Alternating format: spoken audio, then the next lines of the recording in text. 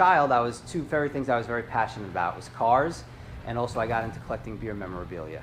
As I got older and I purchased my own house, I figured what better way to combine both of my little passions together. So that's kind of the idea behind the garage.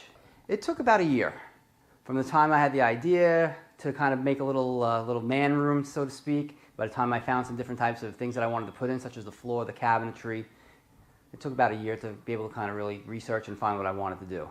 For me, it just represents something like a cool thing to have in my house. Something I always wanted. I like making best use of every space possible in my house, and the garage was no different.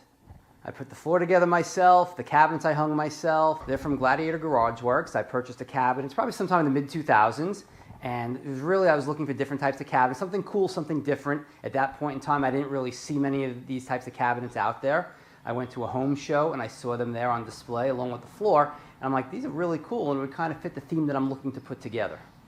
So as a kid, I'd be driving down the street with my dad, and my dad was almost like a Wikipedia of automobiles. He would say, hey, there's a 55 Chevy with this type of engine, and no matter what, he would rattle it off. So I became very interested in cars from a young age. And as I got older, starting to see the mechanics behind it and then starting to drive the car. So it's something I've just always been very interested in.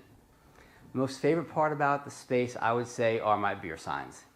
Every beer sign has a meaning to me, whether it was given to me by a friend or a family member or just something I found along the way that I thought was a pretty interesting piece.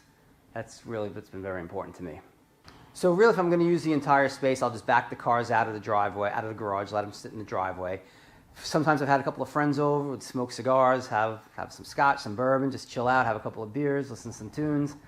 Sometimes played cards in here, bring out a card table, play some poker in here. So I kind of make use of the space, like a little guy space.